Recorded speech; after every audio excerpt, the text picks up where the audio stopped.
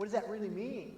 And then if there's time, I've got a couple slides on microservices, because DevOps is an enabler for microservices. So as you get down into your DevOps journey, you'll find that there's just so much deeper that you can go, and so much more advantages that you can gain as you keep going deeper and deeper into your DevOps journey. And I'll explain a little bit later about what I mean by DevOps journey too. So just a couple things on the security. Major drivers for development IT governance. You have risk, you have maintaining availability of systems, comply with relevant laws, and protect customer data. That's what the security's job is, right? That's what we're all chartered with doing those things.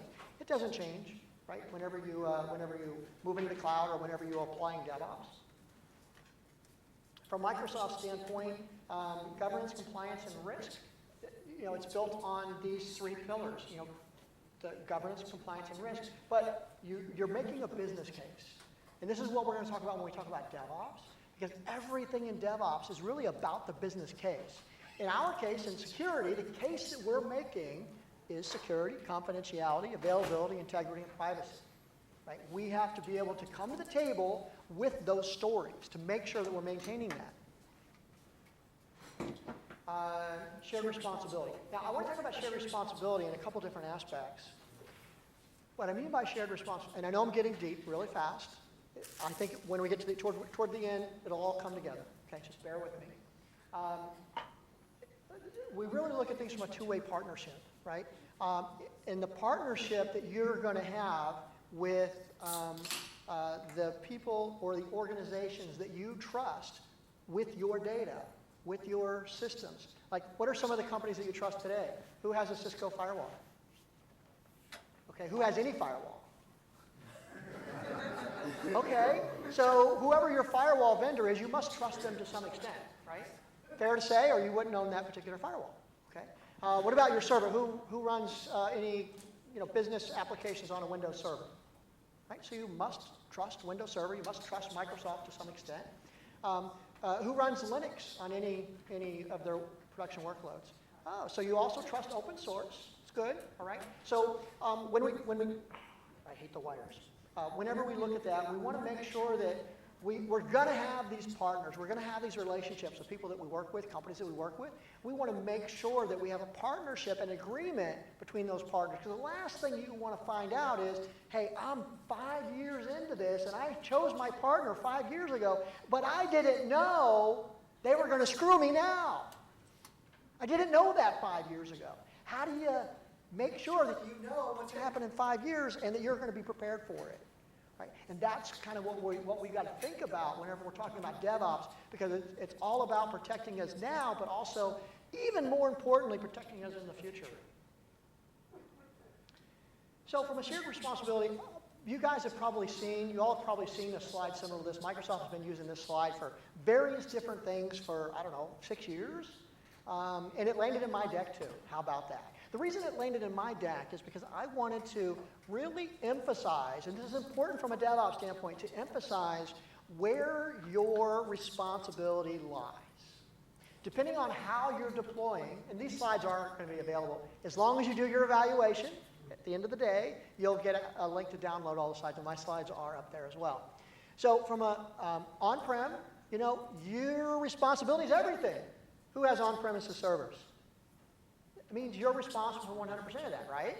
Something goes wrong in the server, your neck, not mine. Whenever you move across the spectrum, when you get to IaaS, your responsibility ends before it hits the hardware.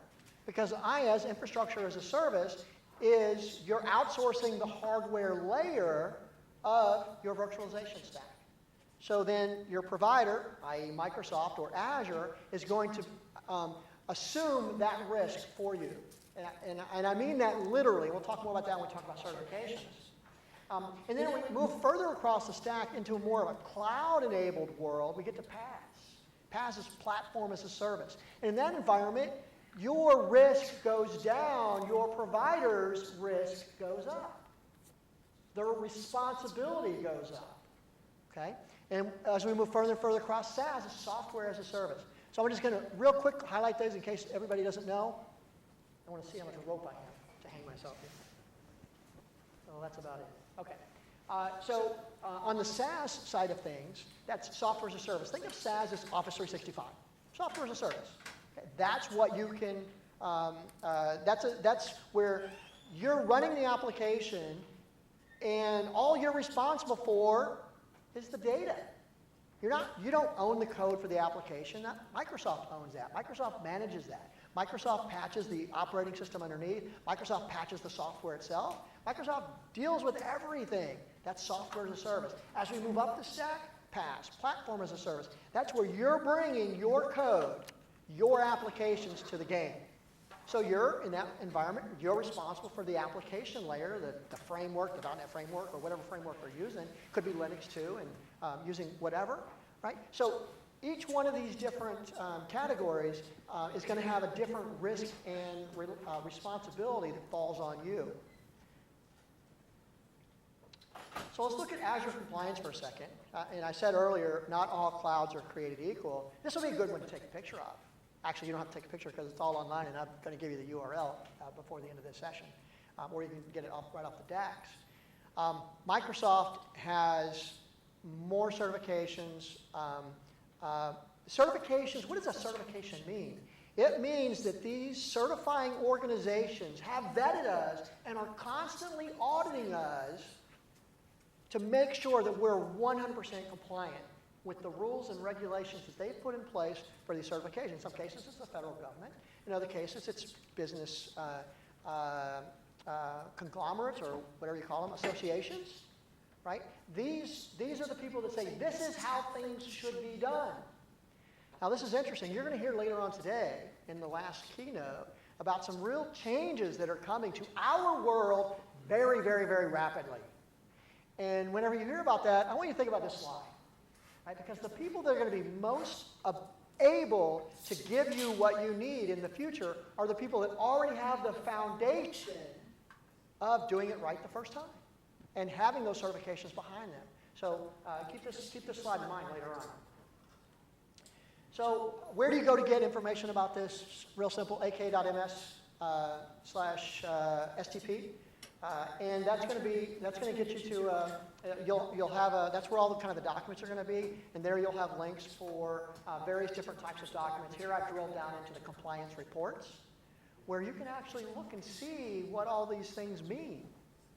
So who's responsible for knowing what all this crap says? Who? You! That's who! You! Yes, you! Yes! Take my word for it for now, and later on you'll see why. Okay? Microsoft's commitment to compliance. This is a little bit of a marketing slide, but I wanted to leave it in here because it's super important, right? Lowering costs to achieve compliance, right? Whenever you partner with Microsoft, we're able to provide a lot of things for you. Assurance of adherence to international privacy and security standards. If you're a global organization, or if you're thinking about going to work for a global organization, whatever the case may be, how much can you learn? Who feels like they don't know enough about their job already today? I know I do.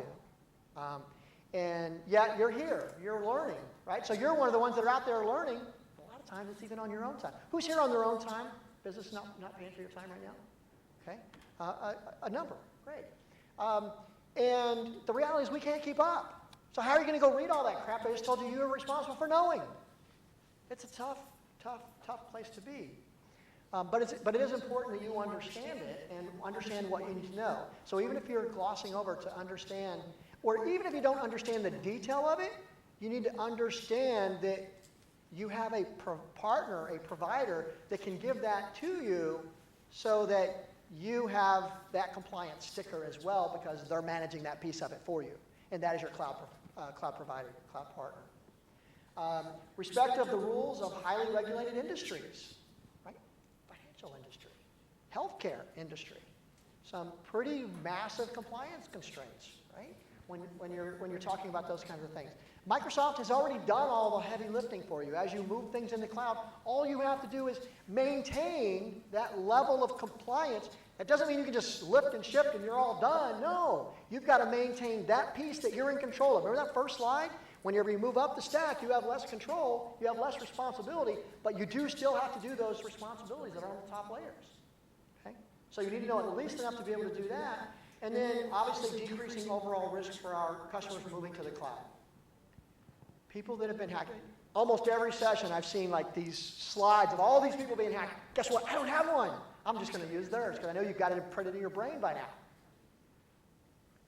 I'll tell you something else they have in common. Some of them, they can't get to the cloud fast enough because they've learned the hard way that they can't secure their stuff. They're going to leave it to the big boys, Microsoft and others, to do that heavy lifting for them, right? The cloud is just getting to be incredible growth and carrying our most secure workloads. Yes, even the government, the Navy, right? It doesn't get more secure than that, guys. U.S. Navy, they're serious about their stuff, right? So let's talk about, let's dig in a little bit of DevOps. First is, yeah. So from your point of view, you have commitments for compliance, those things you listed. Do you have a strategy for providing comfort to clients?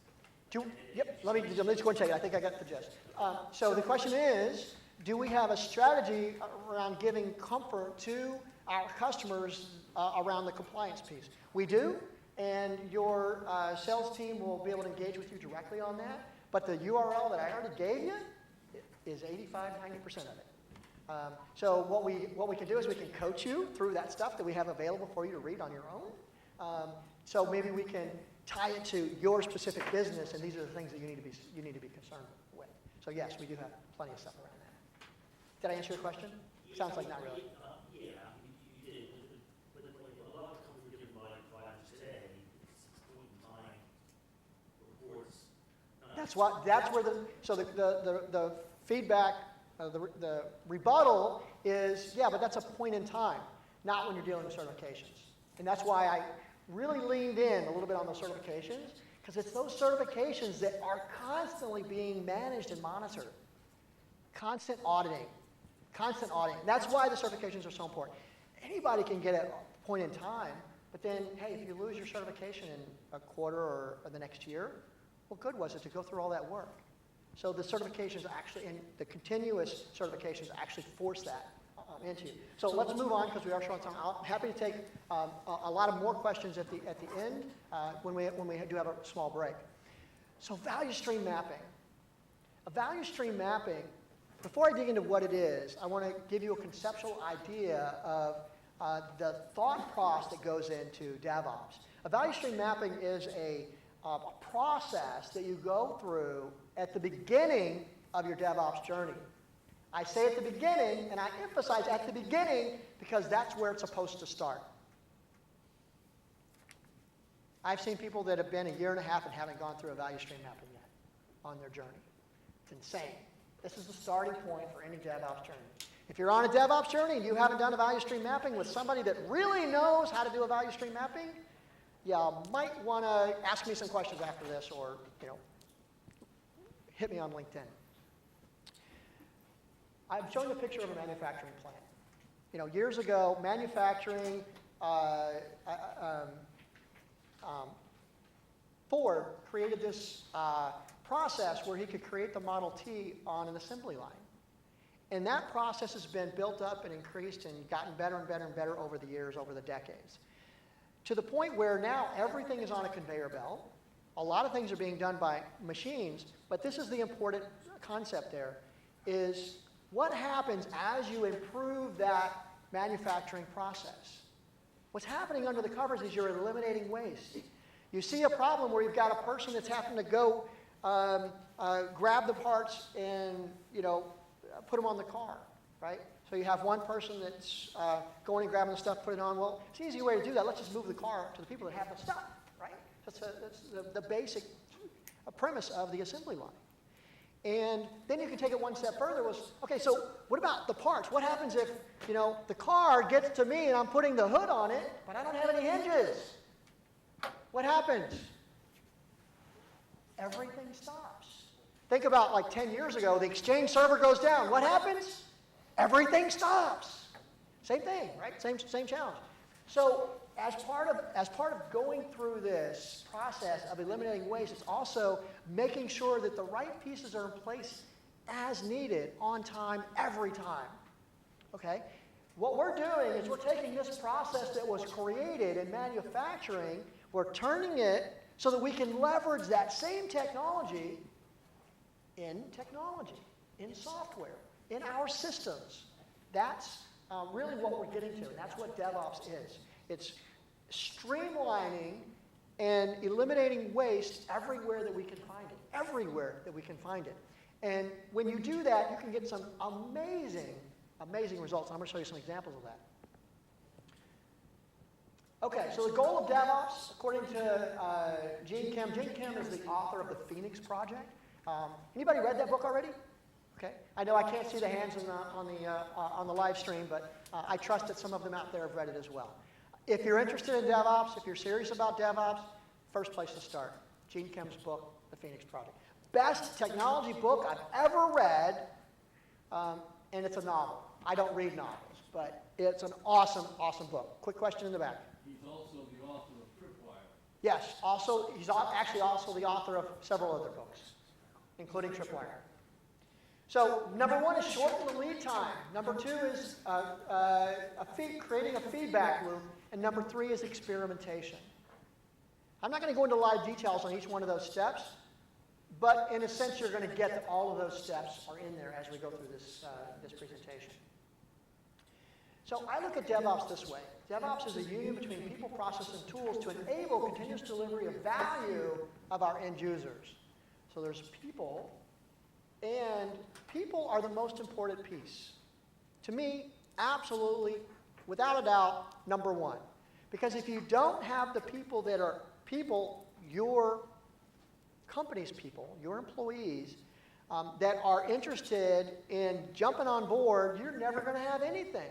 You can create the best processes in the world, but if the people aren't going to follow them, hang it up, man. The second is processes. Okay? After you've got people thinking in the right way, again, not enough time to go deep into that. This is kind of a quick overview and more in tune with security, so I'm just giving you a quick overview. Then there's the process. What are the things that we have to do to make sure that we're eliminating waste? We'll get more into that in a little bit. But you can have amazing people, and if you don't have great processes, what have you got? Amazing people. You don't have the end result. Okay, what about tools? Well, tools are one of those things where many people would say it doesn't really matter. You know what most people say? Most people say that's the most important piece. You know what I say? I don't care what tools you have as long as they're right for you. Because there's lots of tools out there that you can do DevOps with, that you can manage your environments with. Whether it's open source or Microsoft or whomever, it doesn't matter as long as they're right for you. What's right for you? He's going through our box. It depends. It depends on your environment. It depends on your people. It depends on where your skills are. It depends on what you want to do. It depends on how deep you want to go down this rabbit hole to find the truth, and the truth is going to be the waste that's embedded into your systems. We'll get a lot deeper into that in just a moment. So these are some sample processes that you can undertake. So infrastructure as code, continuous integration, automated testing. I'm not going to read them all. You've heard of a lot of these things probably. Anybody heard? Everybody's heard of some of these, right? Show your hands. Okay. There's some things like feature flags. Who's heard of feature flags? Probably a much smaller list. A couple. Yeah. Right? There's a lot of things in here. How about hypothesis-driven development? A lot of really cool stuff in here to learn about. It's not for a day one course. This is for like a day 7 course when you get deeper.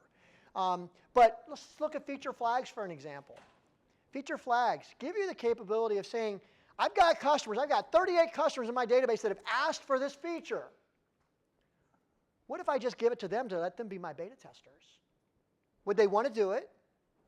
Probably. Let them know, hey, this is beta. Do you guys want to be on the beta test? And then expose that feature for them and only them.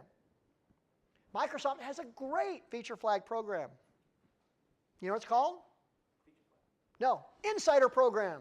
You become an insider with Microsoft and they give you all their buggy stuff. And you love it. I know I do. I always have, even before I came to Microsoft. I love being on the Insider program. It gives the people that you're giving that ability to, it makes them feel like you're part of they're part of your team. Right? There's a lot of value to the end user in that. I talk about waste already a lot. What are some samples of waste? Defects, manual motions, waiting, partially done, task switching, extra processes, extra features, heroics. You can read these slides later to see what all of those are. But if you're going through your DevOps process and you haven't seen a slide similar to this already, you're not on your journey yet. Because you've got to identify all of these waste as you go through that journey. Because the journey is exactly that. It's a journey. It's getting from where I am now to where I want to be. You know, if you want to climb that mountain at 28,000 feet or whatever it is, you don't just, I mean, yeah, you could take a helicopter, I guess. Actually, you can't take a helicopter that high because they can't fly that high. You're going to be on a journey. Are you going to learn something on that journey as you're climbing up to that summit? Absolutely, every time. Even if you've already done it 3 times, you're going to learn more stuff. And as you go through your DevOps journey, you're going to learn stuff constantly. I see I'm losing people, so let me bring you back into the room with another eye chart. Go figure. This is a before DevOps scenario. Before DevOps, this is a customer that I worked with a few months ago. They had a 2-week lead time and a 1 to 3 month processing time with waste in every single step. So they went through a plan and design. This was creating a new application. This was their process for creating a new application. We went through plan and design. They had a whole bunch of manual processes in there. That's what the M stands for. Then we go through a development process and operations process for building out all that infrastructure and stuff. There was extra processes in there. There were some manual steps in there. There's actually a lot of other red. When I actually did it for the customer, there was like 5 red stars on like every single one of these blocks. I took some of them out just to make it easier to read for you guys. And then you get to QA, testing, CI/CD, which is continuous integration, continuous deployment. Oh, notice feedback up there. So many organizations that I go into, they don't have any feedback loop. Oh, so I'll say, okay, so if you get an application and you misspell the config menu, you spell it CON-FGI or IFG, and you don't notice it in test or QA, what does your process look like to go fix that? And you know what some of the things I hear are? 6 months, 6 weeks. How stupid is that? Why? Because there's so many stupid processes in place. I'm going to say stupid, and I'm going to say the same thing about security and some of the stupid processes that we have in place. But you know what? I'm not going to leave you with you're doing stupid stuff, because you're not. You're doing stuff that you've been taught to do. Stuff that you know in your heart has to be done. And you're right. It does have to be done. But as we go through this journey, we find out that we can do it in a more efficient way. Instead of taking 3 months, 3-month SLA to get this application vetted through security. Right? That's not this example. I'm just picking a number. What if we could turn that into 30 minutes? What if we can turn that into 30 seconds? That's real magic. That's giving you your time back so you don't have to do the monotonous stuff. You can do the stuff that really matters. Same project after DevOps. We invested 3 weeks of time. And I think in this particular case, I had like 12 people in the room. They were all very senior people, so it was very expensive 3 weeks. It included some of the senior devs, senior architects, senior management, everybody on board. We invested 3 weeks. It wasn't all 3 weeks in a row. It was a day here, an hour and a half there, and then it was 2 days to do a value stream mapping, and then 4 days to go build it. Right? So there was several different things on the calendar. We turned that 3-month process into maximum 2 weeks. Maximum 2 weeks. Oh my God. Not only that, after this, because I asked them the same question about the config menu. Actually, they were the ones that said it was 6 weeks. I thought that was pretty good. Right? And compared to some of the other things I hear, it was really good. But now they could put that patch in about 45 seconds. When you get to the point where you can do things that fast, that becomes a game changer for the organization. A game changer for the organization. You don't have And oh, by the way, 80 people didn't have to touch it to make that approval to go in. It didn't have to go through 2 weeks of regression testing. If that's scary to anybody, that's only because I haven't been able to spend the time that I need to convince you to think in a different way. And on your DevOps journey, you will get those lessons. This is another one. This was an 18-month cycle. We converted to a 4-week cycle, and a hot fix was 6 weeks. We turned it around in the same day, and the investment was the same 3 weeks. I hear these people that have been on a DevOps journey for a year and a half, and they haven't got anything through the pipeline yet. Oh my God, it kills me to hear those stories. I'm so sad. I'm so sorry for your organizations that you don't have the right people in the room. Because if you did, you'd already have something to show for it other than a whole bunch of tools that you don't know how to use. I teach DevOps, in case I didn't tell you. I teach DevOps. Can I have a short question? Sure. Is it sustainable if you measure it after 6 or 1 year, 6 months to check that they continue to follow? Awesome question. Was it sustainable?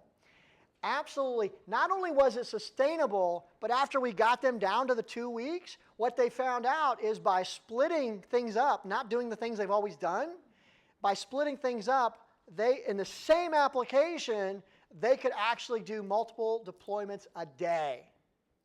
So it went from doing every 2 weeks to doing many a day in those same environments. Absolutely, it's sustainable. It continues to grow over time. No, you never remove approvals.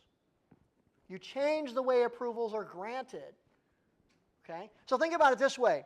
If I have given a template that I've already completely vetted out and the system is required to use that template and the developer has no ability to change that template, why do I have to go back to it later? I don't. So you look at it from a different way. There's a lot more work up front to create the processes that are followed systematically and can't go outside the lines. You're already covered. You don't have to have somebody vet it for 3 weeks. You don't have to have a 3-day or 3-week SLA because your work was done ahead of time. And I know what everybody's thinking, I'm not a developer. How do I create that? We haven't gotten there yet. We'll talk a little bit more about that when we talk about roles. Sorry. I got to go back. Roles of security in DevOps. Okay. From a security standpoint, and I'm going deeper on security than I'm going to go on the rest of the roles, because I kind of want you to understand more deeply where your responsibility lies. I'm going back to making the business, same slide I showed you before. You got to make the business case. Your role in DevOps is to make this business case every step of the way. Your role is not to slam on the brakes every step of the way. We'll get to that in a minute. But your job is to make sure that this stuff is done. Making sure this stuff is done does not mean that you have to do it. You could create processes and have other people in your organization help you create those processes because, frankly, you're not the guys to create those processes. You're not the developers.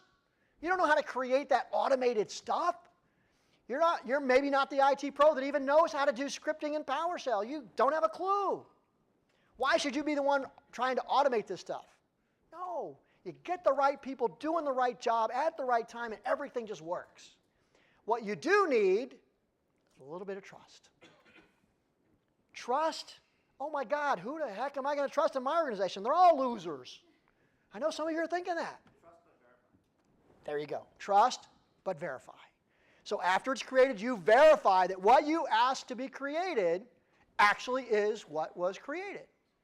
Trust, but verify. So your job is to incorporate security necessities into every aspect of the business. Your job is to enable others to automate those processes. You have to enable others to help you automate those processes. If you're not willing to do that, geez, you're not going to move on. If you're not going to move on, we'll talk about what's going to happen later. Everybody's mission should be this bottom line.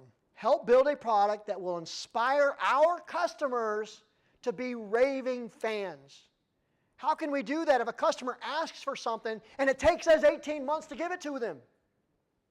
How do we do that? How do we make them raving fans? Answer, we don't. So how do we actually do this? We change the way we're doing things. Everybody with me? So let's talk about the rest of the organization. Oh man, did I miss a slide?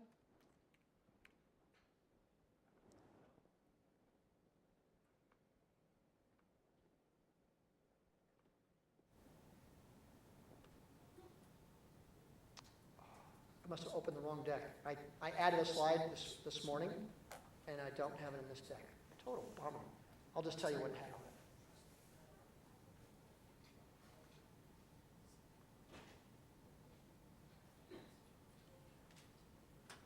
I want to do it from this slide. What are some of the other roles? Developer. Their job is to create a product that will inspire customers to become raving fans. To create that product. And their part two, remember you have two parts. Enable others to automate compliance. Who are those others that are going to help you automate compliance? That's the developer. So that's part two of their job. To help others streamline processes to automate the things that need to be automated in the organization. Okay, what about the IT guys? The infrastructure people. What is their job relative to this? Well, their job is to automate, because if we're going to, remember, IT is in the way too. That sometimes takes months to get hardware stuff spun up. You know, the on the domain and systems ready to go and being monitored and being backed up and all that cool stuff that they got to do. We have them automate all of those processes so they don't even have to be involved. They literally don't have to be involved. Maybe you want to check or balance in there, right? Where they check a box saying, yep, this is okay. But what if you had a process that says, okay, this group has already been pre-authorized to stand up X number of cores, and they just pull it off their core sheet? What can you do as an IT guy? Go out and do stuff that's more important than doing the stuff that you don't want to do anyway, because you've been doing it for 30 years, and it's like you can do it in your sleep. Do the important stuff that helps the business grow. All right, what about the managers? Managers have a job in this, right? How do the managers help build a product that customers will become raving fans of? Anybody want to take a guess? Get rid of the bottlenecks for everybody else. Help everybody else get rid of the bottlenecks that keep coming up in front of them. If they get a roadblock, your job is to knock it down. What about senior management? Do they have a job in this? Absolutely they have a job in this. What is that job? To inspire the organization for cultural change that's needed to drive these types of initiatives into the organization. Everybody has a job. And if you look back at what everybody's job is, I want you to highlight one thing. I want you to understand one thing about it. Everybody's job is to help somebody else. Did you notice that? Everybody's job is to help somebody else. It's not to do their job. They already know what that piece of their job is. Every part of your job, a big part of your job is to help somebody else. How is security helping somebody else? If you do your piece of this, right, you are enabling them, you're enabling the developers to send their great stuff out to customers faster. Everybody. If you think about it from the customer's standpoint, that is our job. So what if we don't do our job? What does that really mean? I'm in compliance. Okay, Dan, what do I do? I'm at my keyboard. What do I sit down and do? You look for the bottlenecks in your organization. Right? When I had that chart up there with all the red stars, what part of that is you? Should I go back to it? Let's go back to it for a second. I've only got about 5 minutes. So let's just look at this. What are the things that the development people have to do? They have to create a user service account for this application, right? Is that a manual process? Usually that's a piece of paper they have to submit and a whole bunch of people have to sign off and then somebody actually goes, does it, takes 20 seconds. What if that was just automagic? That's what automation does. It takes those things that take a lot of time, but they don't have to take a lot of time. You got to ask yourself, okay, whenever somebody comes to you with a request, what you have to do is not say, how do we do this? Oh, we've been doing it this way for 30 years. I know exactly what we got to do, and it takes 3 weeks to do it. Is that the right answer? Who says that's the right answer? Good, you guys are paying attention. It's not the right answer. The right answer is you find a way, you help your team deliver, it's not on the screen anymore, deliver a product that your customers are going to become raving fans of. The way to do that is get it to market faster. Look for opportunities to get the end result that you need without making others jump through hoops. That's what part of your job becomes. Guess what? This is the future of security. So what if it doesn't happen? You guys tell me. What if it doesn't happen?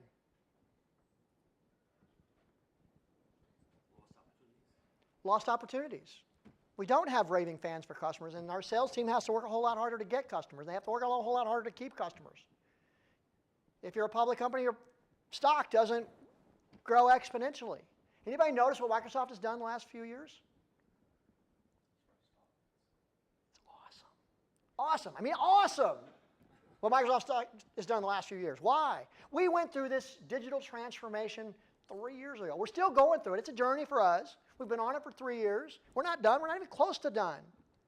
But now we're at the point where we know enough that we can be out there teaching our customers, which is part of what I'm doing now. I'm teaching our customers how they can leverage our experiences over the last 3 years, 4 years, of this really critical change in our environment. You know, Satya Nadella, he's our CEO now, for those that don't know. He just put out a new book. Hit refresh. Go read it. Read about that journey that we went on. He led us on. So this is another question I want to ask. What if your leadership is not leading you on that same journey? So what? Start that journey where you have control of the organization, in your department, in your unit, in your job. Don't wait for the DevOps team or the innovation team to come to you and say, hey, why does this take 3 weeks to get this request filled out? Don't wait for them. Actively go in and make a difference in your organization. How do people grow in their organization? They make a difference. I'm giving you a way to do it. Yes, that means you're going to have to learn more. Sorry. Where are you spending your time learning? And that learning that you're doing, how is it improving your organization's bottom line? You would say, well, it's not. Security doesn't. 3 minutes, right? It doesn't. Security is an overhead. It's a huge overhead. And everybody in the other room, they said, they don't have enough money already. What do you do? Right? As you're moving to the cloud, that gets a lot easier because you don't have to do as much because you're offloading a lot of that. As you change your processes, you don't have to do as much because a lot of it's automated. You got to do the work up front to help start the engine, start the wheels turning, and then it's an inevitability of the process that you're creating. And if you don't do it, I'll tell you what's going to happen. It's going to be hard for you to find a job. You're going to be 10 years older, and it's going to be almost impossible because you're so far behind that you don't even know about all this technology or how to use it. How could you possibly get on the bandwagon? You can't. Right now is the time. Right now, actually the best time was 3 years ago. The second best time is now. Do it. This is what we all need to do. I'm going to talk for 1.5 minutes on microservices. Okay? So microservices is an innovation beyond DevOps. As you start in your DevOps journey, this is where you ultimately want to land, in microservices. And let me show you a little bit about why. And when we think about delivering a product to market, I'm always thinking about minimal viable product, MVP. Okay? Picture this. You've got a screen of background of stars. You've got a ship. The ship shoots bullets at the rocks. The rocks explode. You get points for it. And the rocks just float around until either the rock hits you or an enemy ship comes by and hits you or whatever. You lose your life. Very, very simple game. In a monolithic environment, this is one executable. Everything works by itself. Everything works inside that one executable. If you make a change to anything, you have to test everything because you might have broken stuff. Right? Look at Windows. How many lines of code look at Azure. Azure's a monster. It's so massive. How many times do you think Azure is updated? Any guesses? Hundreds of times a day, absolutely. Let's say I wanted to change this rock, this, not the tiny one, but the small one. Change that rock so that it's green. How would I do that, and what would be the impact of the rest of the application? Well, you go in, you make 2 lines of code change it from white to green. That actually happens on instantiation of the rock. So what happens to this rock that's already on the screen? I've deployed it to production, and I'm running at the same time. What happens to that rock? Does it instantly turn green? Anybody? No. It stays the way it was because it's working in a little bubble by itself, okay? It's its own little application. Each one of these rocks, the ship, they're all microservices. They stand alone. This guy's job is just to float through space until you hit something or something hits you. Okay? And then whenever I hit the big rock and that breaks up into smaller rocks, some of these other rocks are instantiated.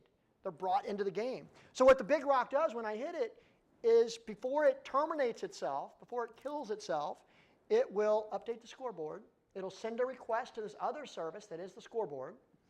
And then it will spin up a whole bunch of new services that are the medium and the small and the tiny rocks. And they're just sent on a random trajectory from that, and then it kills itself. That's the fundamental concept of microservices. Everything is a different piece. So whenever those new rocks get created, it's reinstantiating a program that is this small rock. So that new program that's just now been instantiated is now going to be green. So when I change this rock to green, what's the possible impact on any other parts of the application? Do I have to test what happens whenever you explode a big rock? Not really, except for you have to test the instantiation of this. But all that is calling this to begin with.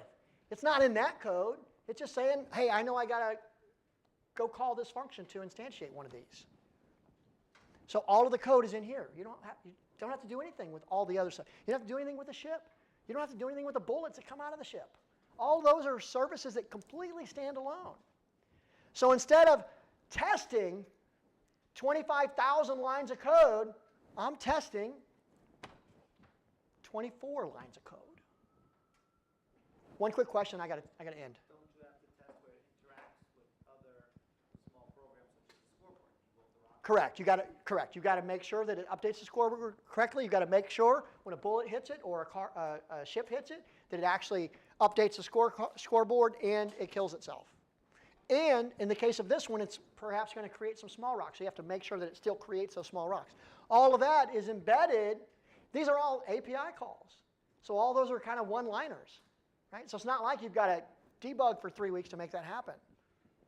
Okay? It's a different way of looking at things. And that's how we in our organization have to start looking at things. Very soon, the days will be gone where security can just say no. You have that luxury today. You will not have that luxury tomorrow. So thank you all very much. Appreciate your time.